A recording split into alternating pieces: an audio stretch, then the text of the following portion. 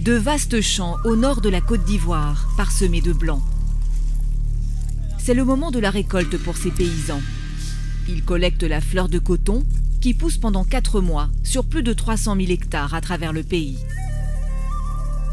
Une fleur délicate qui donne la fibre de coton. L'or blanc ivoirien, 5e produit d'exportation du pays et qui fait vivre 2 millions de personnes en Côte d'Ivoire. Des personnes comme Lassina, 54 ans, qui vient d'achever sa récolte dans la région de la Bagoué. Il prépare déjà la prochaine campagne. Quand vous avez un ancien champ de coton où vous avez déjà récolté, cherchez à débarrasser ce terrain-là de ces vieux plants de coton. Ces vieux plants de coton serviront à faire de l'engrais en vue des prochaines semailles. Il y a quelques semaines, le producteur a récolté sur sa parcelle de 3 hectares environ 6 tonnes de coton, soit 1,9 tonnes à l'hectare. Avec à la clé des revenus d'environ 1 600 000 francs CFA. Avec 2 tonnes environ à l'hectare, vous faites déjà 600 000 à l'hectare. Bon, les intrants, si les intrants sont trop, peut-être que c'est une affaire de 200 000. Donc vous voyez, il y a une marge qui se dégage. Dans le business du coton, tous les producteurs sont reliés à des sociétés cotonnières. Elles sont au nombre de 6 dans le pays. Coïcé, Ivoire Coton, CIDT, Seco Olam, Sicosa et Global Coton. Chacune détient un monopole d'achat dans sa zone. Elle subventionne la production de coton en fournissant des intrants aux paysans. En retour, les cotonculteurs ont l'obligation de leur fournir la totalité de leur récolte. Leur gain est alors déduit de la valeur des intrants fournis. Direction le marché de Nandara, à 5 km des champs. C'est ici que Lassina vient écouler sa production. Voilà, faites attention au coton qui verse à terre là. Voilà, tout le coton présent ce jour-là au marché appartient aux membres de sa coopérative. En tant que président, c'est à lui que revient la tâche de le commercialiser.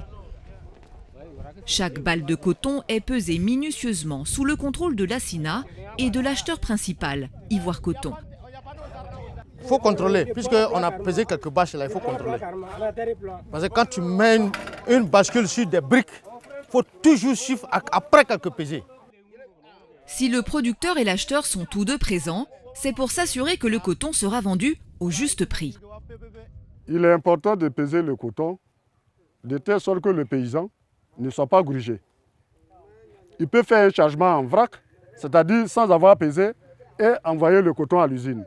Mais nous, on les amène obligatoirement à peser de telle sorte qu'ils aient une idée déjà de leur production qui va à l'usine. Depuis que le secteur du coton en Côte d'Ivoire a été privatisé, le producteur vend exclusivement à Ivoire Coton, qui détient le monopole sur l'ensemble de la région. Un acheteur qui a ses exigences.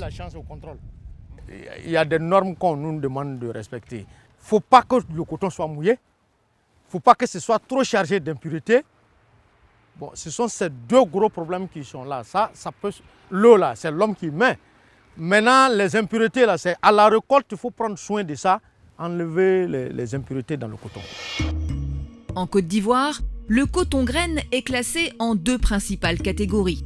Le coton dit de premier choix, du coton sec, propre et blanc, vendu à 300 francs le kilogramme Borchamp.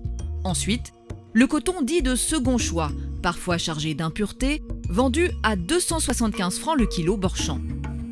Ces prix sont fixés par le gouvernement ivoirien lors des campagnes annuelles. Ainsi, plus le coton est propre, plus le producteur a la chance de le vendre à un meilleur prix. Vraiment, le second choix, c'est déshonorant pour un producteur. Ça fait mal, ça fait perdre beaucoup d'argent. 25 francs d'écart le kilo, la tonne fait 25 000 de perte.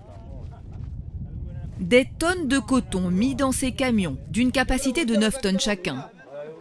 Un coton tassé par les paysans pour maximiser le chargement. Sous l'œil d'Ivoire Coton, l'acheteur, pour qui la quantité n'est pas le critère numéro 1. La Côte d'Ivoire a à peu près 1% du coton de l'Afrique. Toute l'Afrique ensemble a 4% de coton fibre sur le marché international. Donc vous comprenez que plus vous n'avez pas la quantité pour influencer l'offre et la demande, il vous revient à faire la qualité. Et donc le premier défi, le grand défi, c'est la qualité. Une fois le coton graine pesé et chargé, direction l'usine d'Ivoire Coton à Boundiali. Des dizaines de camions sont enregistrés chaque jour en flux continu, sous la supervision du chef d'usine. 694 et F01. Ok, c'est ça, tu peux monter. Ici, à l'usine, le coton va être transformé. Mais avant, il faut vérifier qu'il respecte certaines conditions. C'est très bon parce que là, on voit que le taux d'humidité est compris entre 4,3 et 7,2. C'est l'idéal. C'est l'idéal pour les grainages. Le taux d'humidité, un critère important.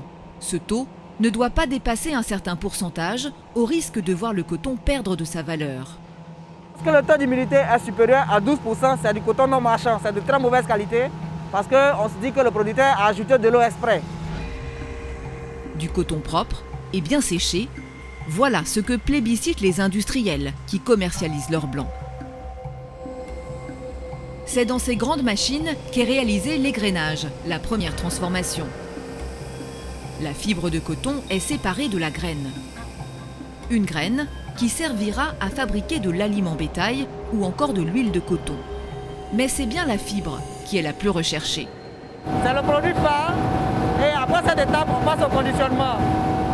La fibre va servir à faire des fils de coton et qui sert à fabriquer tout ce qui est tissu qu'on connaît habituellement. Cette fibre de coton est au cœur de l'industrie textile. C'est grâce à elle que des millions de vêtements sont fabriqués chaque jour dans le monde. Problème, en Côte d'Ivoire, cette fibre reste au stade de la première transformation. Plus de 90% est exportée sous forme de balles de 230 kg vers l'Asie ou l'Europe, pour être transformée une seconde fois en fil de coton. La faute à une industrie textile locale quasi inexistante. Concernant la Côte d'Ivoire, il n'y a plus d'entreprise de fabrication de tissus. Dans le temps, il y avait Gonfreville qui était un de nos clients. Mais depuis la fermeture de Gonfreville, la totalité de notre production est exportée dans les pays étrangers. Si on avait une entreprise, par exemple, de seconde transformation qui allait nous sortir des tissus, on allait avoir une plus-value sur la commercialisation de ces tissus-là, même vers l'extérieur. Autre défi pour les acteurs du coton en Côte d'Ivoire, la crise sanitaire qui a plombé les exportations. La raison ? Une industrie du vêtement mondial à l'arrêt et des usines de transformation en Asie fermées pendant de longs mois. Conséquence, un carnet de commandes désespérément vide pour Ivoire Coton. Nous avons été très touchés par la crise de Covid-19, vu que la majeure partie de notre activité commerciale est effectuée à l'extérieur du pays. Et la crise de Covid ayant ralenti tout ce qui est activité d'exportation, nous avons eu beaucoup de difficultés à évacuer nos produits, ce qui a causé beaucoup d'avaries dans nos balles et énormément de pertes en termes de chiffre d'affaires. Ce sont près de 2000 tonnes de coton avarié qui ont été retournées à l'usine, après être restés de longs mois bloqués au port. Un coup dur pour la société cotonnière et pour le secteur dans son ensemble. La crise sanitaire est venue aggraver une situation déjà fragile. Depuis une vingtaine d'années, le coton ivoirien a perdu en qualité. Pour comprendre, direction le Centre national de recherche agronomique. L'origine Côte d'Ivoire avait commencé à avoir quelques soucis. Les variétés jusque-là mises au point ont commencé à montrer des signes d'essoufflement. La longueur n'était plus suffisante par rapport au goût des traders. Il y a aussi la maturité de la fibre qui permet, par exemple, à la fibre de coton de bien prendre la teinture. Cette maturité ne semblait plus suffisante. C'est tout ça qui a amené le CNRA, à travers ses chercheurs, à rechercher et mettre au point 2 variétés qui présentement corrigent l'ensemble des défauts ou difficultés qui ont été signalés. Pour faire face, le CNRA a mis au point 2 nouvelles variétés, produisant davantage de fibres, avec des caractéristiques recherchées sur le marché international. Objectif, ne pas perdre la bataille de la qualité, qui se joue donc aussi en laboratoire. Mais la vraie bataille pour le coton ivoirien se joue peut-être ailleurs, sur le terrain de l'industrialisation. L'enjeu, développer la seconde transformation, comprenez la fabrication du fil, du tissu, mais aussi la troisième transformation, la confection même des vêtements. Cela passe par d'importants investissements. Par exemple, si on veut avoir une industrie à échelle, et donc qu'il puisse être compétitif sur le long terme, que ce ne soit pas un investissement ponctuel, mais qu'il puisse avoir un retour sur le long terme comme il est attendu pour un investissement d'État, nous envisageons des investissements de l'ordre pour une usine textile de 100 à 300 millions de dollars. Donc avec des retours qui sont sur à peu près, à partir de 8 ans, vous arrivez à, comme on dit, break-even. Près de 300 millions de dollars d'investissement par usine avec une rentabilité au bout de 8 ans. Telle semble être la feuille de route à suivre par les autorités ivoiriennes pour créer une industrie textile dans le pays. Un travail en cours. C'est un projet sur lequel travaille le ministère de l'Industrie. Il y a déjà une zone de 100 hectares qui a été identifiée à Bouaké. Il y a aussi des projets publics-privés avec d'autres sociétés qui sont en cours d'examen. C'est l'objectif du gouvernement, justement, de ne plus continuer à exporter des matières premières, mais de garder la plus-value dans le pays, donc de rajouter de la valeur dans le pays, et puis de créer des emplois par la même occasion et de construire en fait une dynamique industrielle qui participe au développement économique. La production cotonnière en Côte d'Ivoire a atteint cette année 553 000 tonnes, hissant le pays au deuxième rang des producteurs africains de l'or blanc après le Bénin. Un or blanc qui pourrait gagner en valeur dans les prochaines années s'il parvient à être davantage transformé en Côte d'Ivoire.